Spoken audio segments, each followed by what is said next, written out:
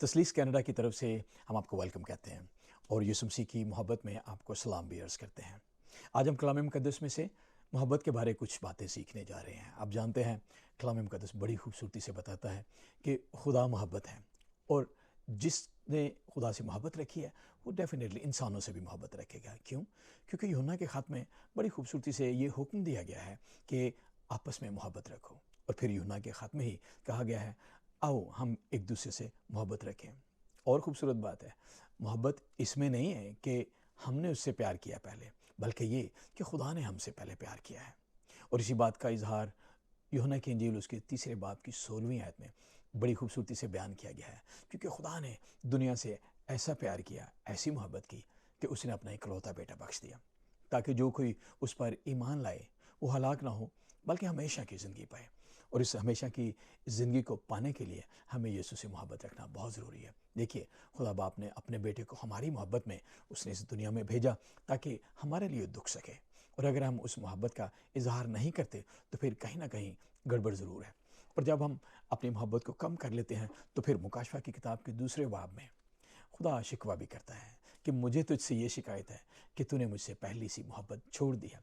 आप जानते हैं पहली सी मोहब्बत जब शुरू शुरू में मोहब्बत हो तो किस तरह एक शख्स आपके लिए कायनात का महवर बन जाती है। जब इसी तरह जब हम खुदावंद से मोहब्बत रखते हैं तो खुदा हमारी ज़ात का महवर बन जाता है। लेकिन जब हम अपनी मोहब्बत से थोड़ी कमी बेशी करते हैं तो फिर मसाइल जन्म लेना शुरू हो जाते हैं। और इन सारे मसाइल का हल खुदा ने बड़ी खूबसूरती से बाइबल मुक़द्दस में पहला कुरिन्थियों उसके 13वें बाब में बयान किया है। मोहब्बत की सारी खूबियाँ बड़ी खूबसूरती से बयान की गई हैं। और पौलुस रसूल वहाँ 3 बड़ी खूबसूरत बातें कहता है। वो कहता है कि अगर मेरे पास इतना इल्म हो कि मैं पहाड़ों को भी हटा दूँ, और अगर मैं दुनिया भर की ज़ुबानें और इल्म भी जानता हूँ, लेकिन मोहब्बत नहीं है तो फिर मैं ठठनाता पीतल और झनझनाती झांझ हूँ।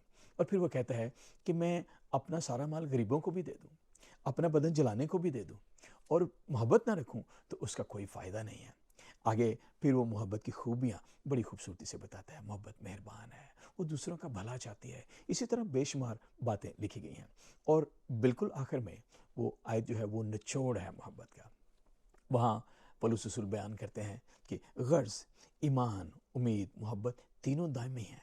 ये इटर्नल है, ये हेवनली है, आसमानी है, मगर इन तीनों में अफसल जो है मोहब्बत है। देखिए, मोहब्बत नहीं होगी तो फिर ईमान कहाँ से आएगा?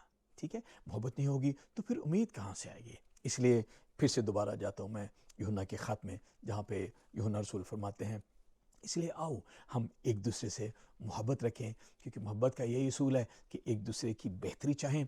और अगर ये असूल होगा, मोहब्बत होगी, तो फिर पीस भी होगा, इत्मीनान भी होगा, ज़िंदगी में सुकून भी होगा, शांति भी आ जाएगी। एक दूसरे से प्यार भी करेंगे, एक दूसरे का ख्याल भी रखेंगे, एक दूसरे का लिहाज भी रखेंगे, और फिर ये दुनिया जो जन्नत बन जाएगी। बट रिमेंबर, मोहब्बत के अलावा ये किसी और बात से नहीं हो सकती।